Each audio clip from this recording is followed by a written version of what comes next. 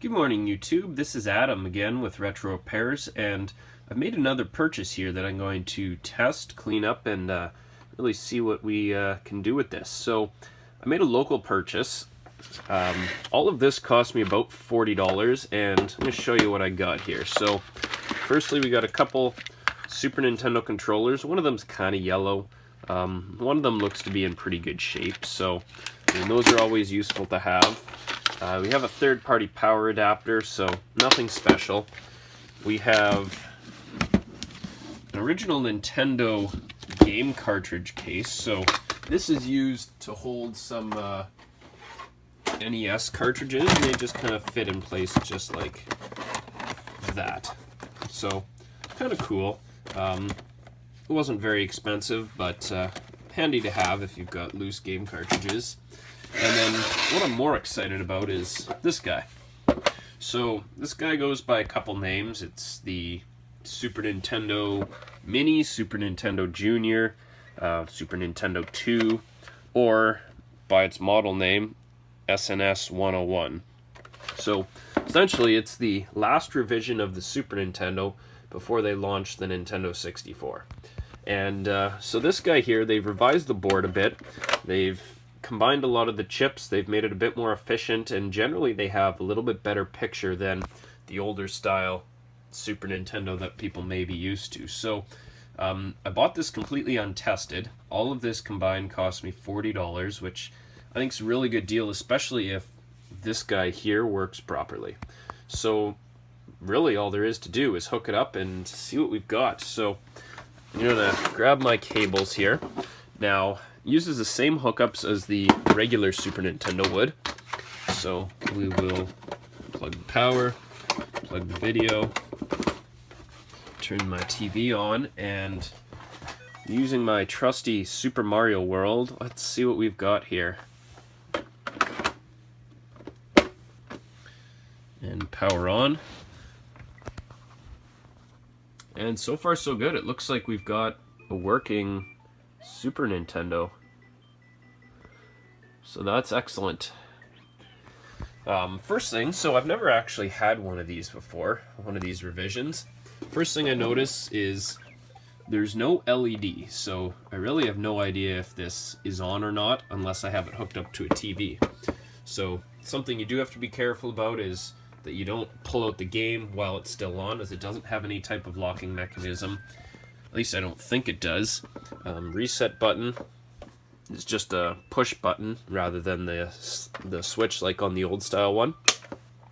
Power button, I mean, it's smaller obviously. I prefer the look of the older style one a bit better. Maybe it's just nostalgia talking, I'm not sure. But, I mean, it is what it is, yeah. But let's take a quick peek. So it is kind of dirty, and it is also pretty yellow. It's tough to pick up on my camera here, but the top of it's fairly yellow. You might be able to see the back where the power connects. That's a lot grayer than the rest of the console, so obviously made with a slightly different plastic. The bottom of it's pretty gray, and it changes to yellow pretty quickly. So we're gonna have to go through the retro bright process, which is just basically a chemical that I use mixed together to try and reverse the yellowing process. So we're gonna get that going today, and first thing to do is gonna be to tear this apart so that we can clean it. Okay, so we're gonna get started on cracking this open. So just like most Nintendo consoles, this requires the game bit screwdriver. So again, if you haven't already and you plan on opening up some Nintendo consoles, go online, buy one of these for about $1 or $2. It saves such a hassle. So there's 4 screws. As it is a smaller console, the original Super Nintendo actually uses 6 of these screws. And just to give you an idea, that's what it looks like. To compare, the N64 uses exactly the same screws. So just really any of these are going to be interchangeable. But again, I like to keep them separate just because.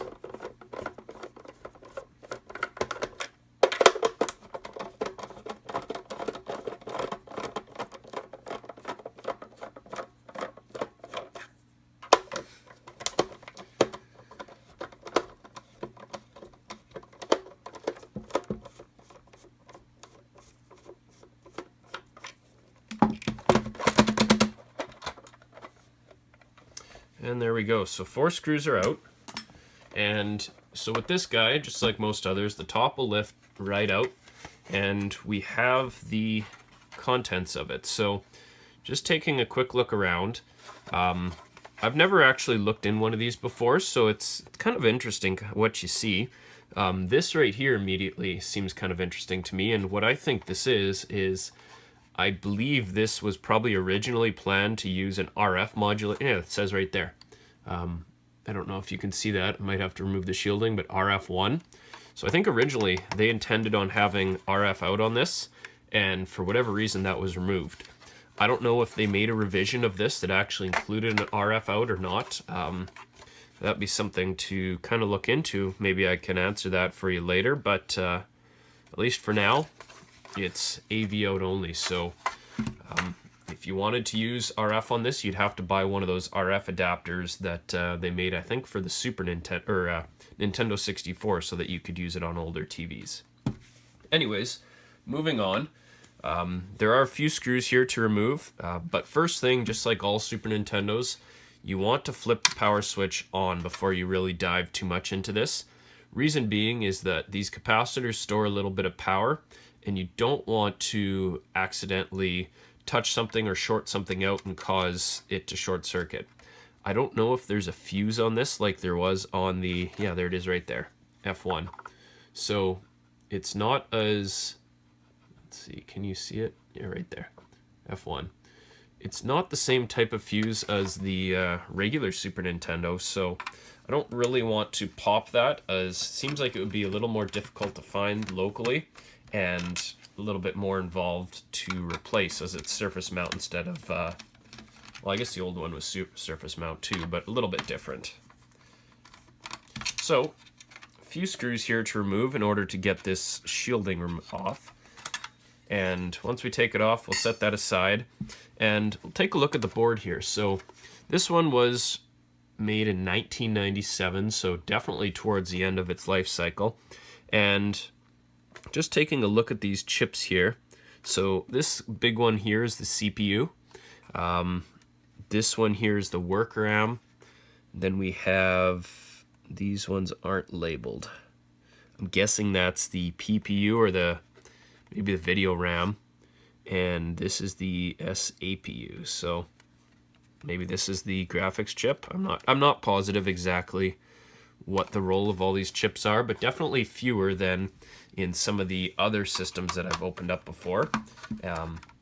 So from what I've seen and examples, this version of the board actually has a little bit better picture than you might be used to with some of the original Super Nintendo versions, with the exception of the one chip, which I haven't actually found one of those yet, which are quite rare. So this does not, the cartridge slot does not come off the board like some of the other ones do. So that's one thing to keep in mind. If you want to clean that, has to be done on the board itself.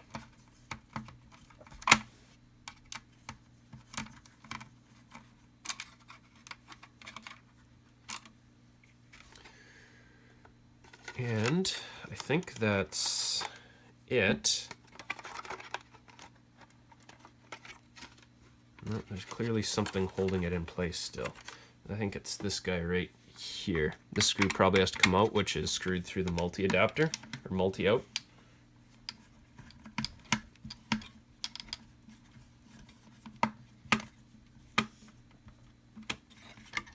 Yeah, that immediately releases now.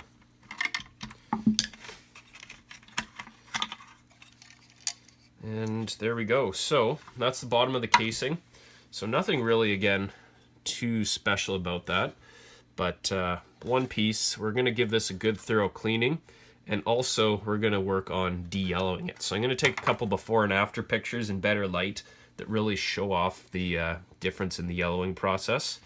But for now, we're going to set that aside. So a couple things I want to do, just really kind of look at the board itself, since we don't, I haven't looked at one of these before. So first thing that I really notice is it's very similar to, in size and shape, to a Famicom or a top-loading NES board, a little bit wider, but basic shape of it's the same. Obviously the chips are much different and the format's different, but you have a power switch, you have a reset button, you have the top loading cartridge slot here, you have an RF or a heat sink, we have the voltage regulator right here, which is connected to the heat sink, and then we have video out and power in. Just like on the older style of the SNES, it looks like the power is soldered onto the board here, and the rest of it is just screwed into place. So this back panel can be removed if need be. I'm not going to do that. I have no reason to. We're just going to give it a bit of a cleanup with some Q-tips, toothbrush, and alcohol. Otherwise, this board looks to be in excellent condition. Just kind of looking down the board, you get a good even shine on all of it. The top of the board's clean. There's not really even dust on here, and there's certainly no pop or liquid of any type that's been spilled onto the board. So I'm very happy with how this looks. So we're going to set that aside, and now what we'll need to do is disassemble the top cover. So like the original Super Nintendo, there's this part you have to take off, which has the cartridge slot, but there's a lot less to it. There's a lot fewer moving parts in this. So really all it is 3 screws, 1, 2, and 3.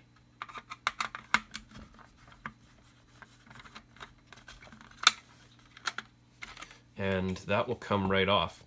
Then you have these, which just like every other cartridge-based game, have a couple of springs on them, which we'll set aside. And they're just a door, so it doesn't really appear that it matters which one of them goes which way. There's no rounded side, they're both square. So again, nothing to worry about there. These buttons come off just by pinching together and pushing it through the hole. So again, pinch, push, and there we have the top of the Super Nintendo. So you can really see the color difference quite a bit better when I do this. Look at the inside is nice and gray. Then as soon as you flip it over, you see that outside, which is getting fairly yellow.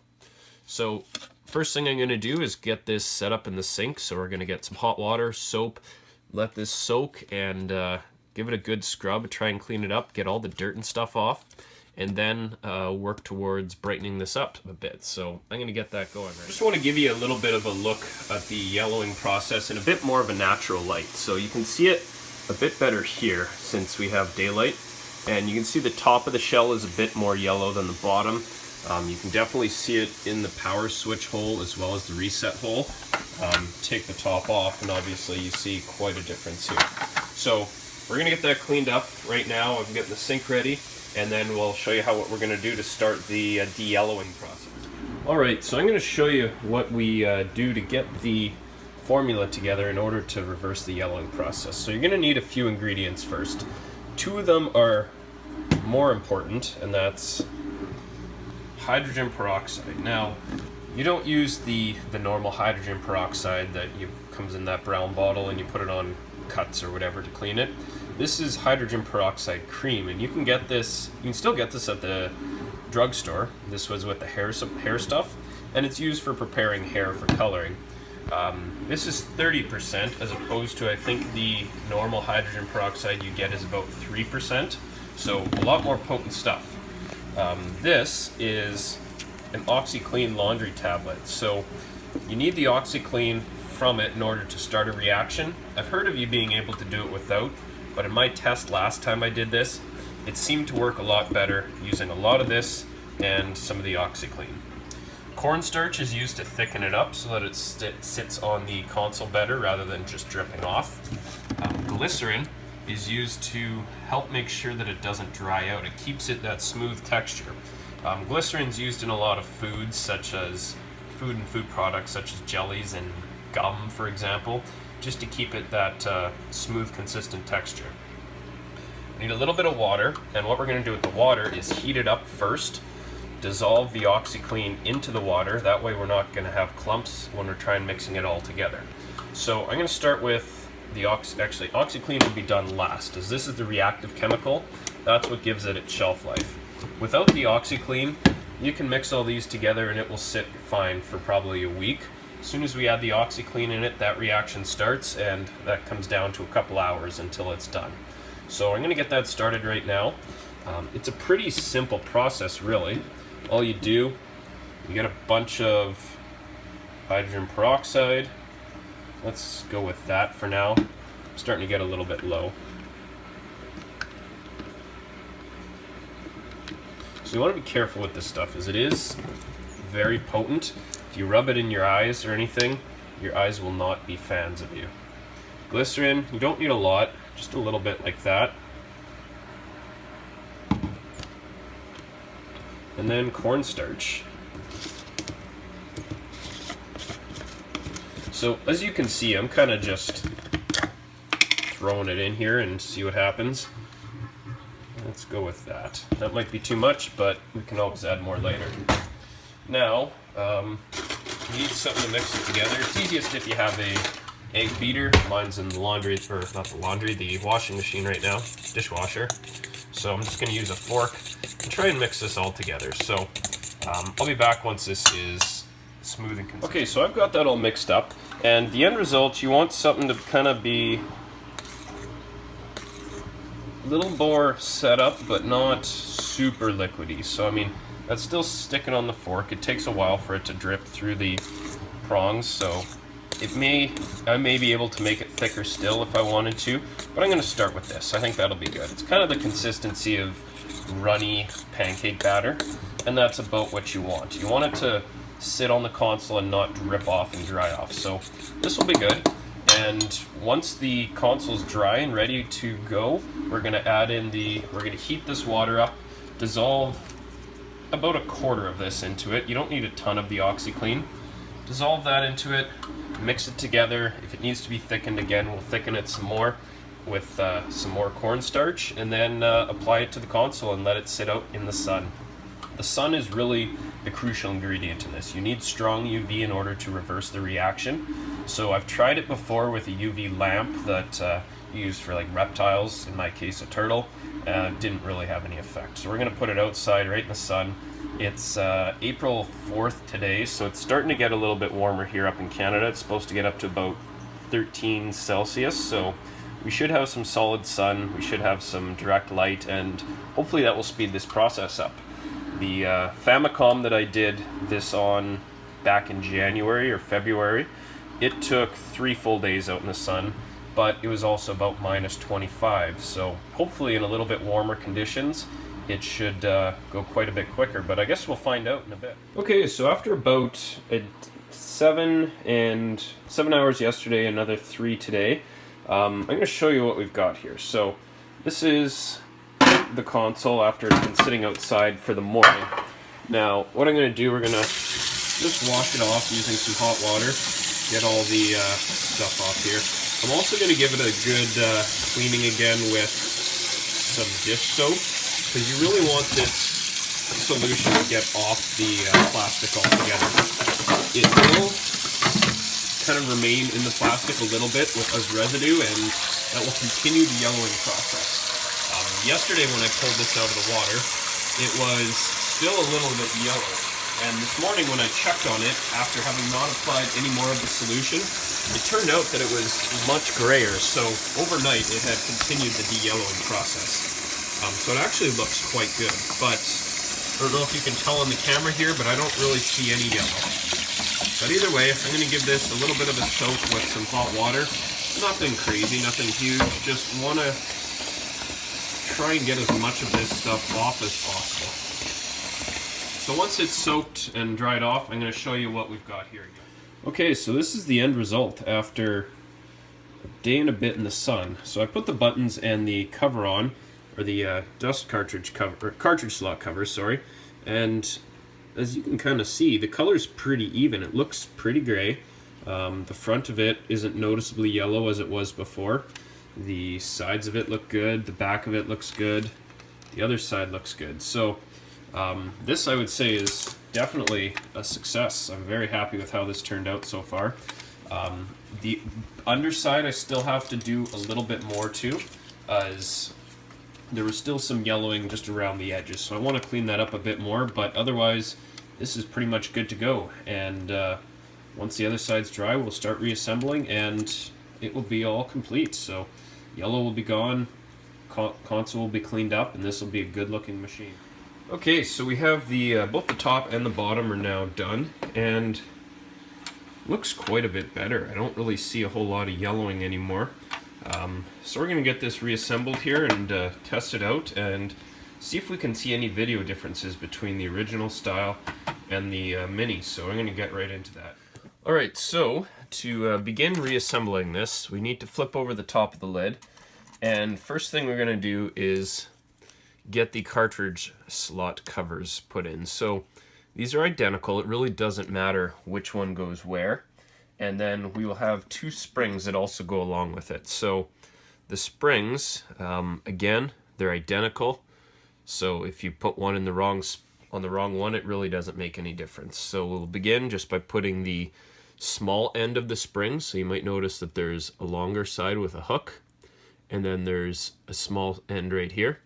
Small end is going to go underneath the cartridge slot right there, and then it will sit just right into place. So the ends of the cartridge slot are going to slide right in this little track that's here. Same on both sides, and it will sit just like that. We're going to do the same thing for the other one. So small end's going to go underneath the cartridge slot, and then let it sit right into place. Now to hold that down, we're going to use this piece here, and all it does is it sits right into place just like that. It pins the cartridge slot springs into place, and you screw it 1, 2, and 3. So grab 3 of those brass screws.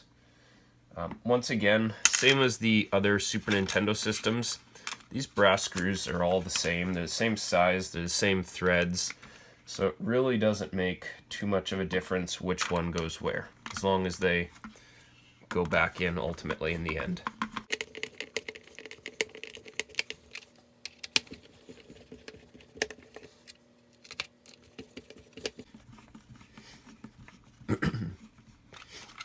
And there we have it. So flip it over. Cartridge slot should have some spring to it so that when you push into it, it comes right back out. So we'll set that aside. Get the bottom now.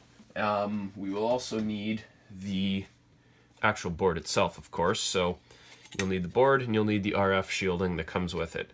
The RF shielding you can actually just put right into place here, as there's nothing underneath it that's going to get hidden. So put it into place.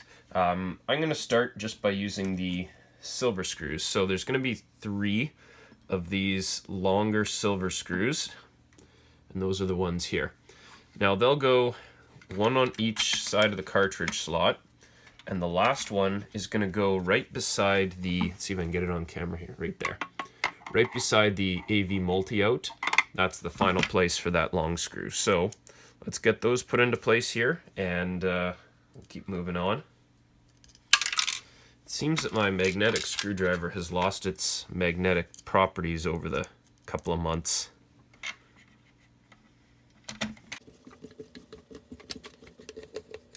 There we go, there's 1,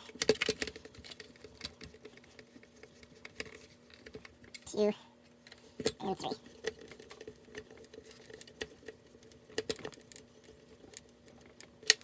Okay, so the final screws are going to be these smaller brass screws here. So they're just going to fill in the remaining spots right there, there,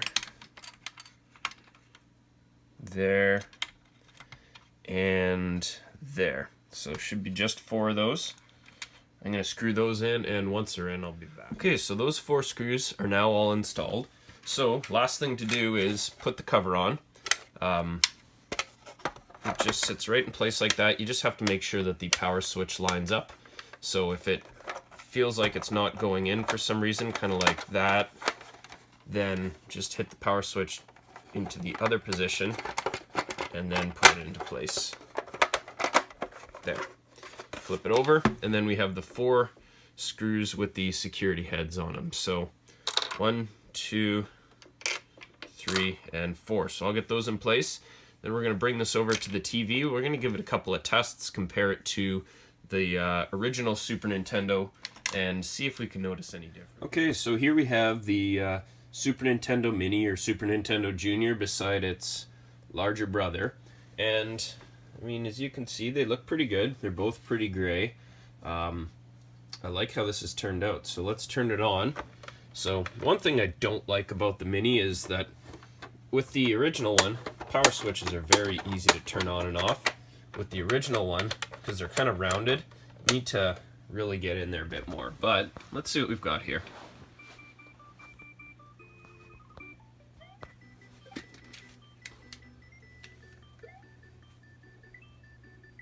So far so good. So controller's responding.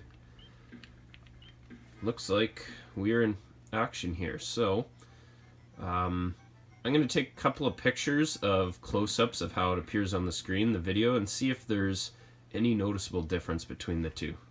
So I'm going to show those right now. So here's a couple of shots I'm going to show you, and this is on the newer console. So take a look at Mario here. And now switching to the old one, you can see some of his features such as the face and the stomach get a little bit washed out. Comparing again back to the new one, and you can kind of really make out a bit of a difference there. On this new shot, it's a picture of a cobweb in the same level, and take a look at it carefully. Now we're going to switch it to the older console, and you can see that again that cobweb loses its definition. Just to compare again, looking back at the new console, and you can really kind of see a bit of a difference there. So that was a couple different shots from this level, and the differences aren't super noticeable. I mean, it does look a little bit more defined with the Super Nintendo Mini, which is the one that I've currently got hooked up right now. So things like this one here that I showed you, it looks slightly more defined. Mario seemed to have a little bit better definition around his eyes even. I mean, for the casual user, you'll never notice a difference. For someone that wants the absolute best, clearest picture, probably the Super Nintendo Mini I think is going to be the way to go for that. But again, not a huge difference. Let me know what you think. Do you have both of them? Do you like one over the other? I'd love to hear your input on this. But that's about it for this video here. So thanks a lot for watching.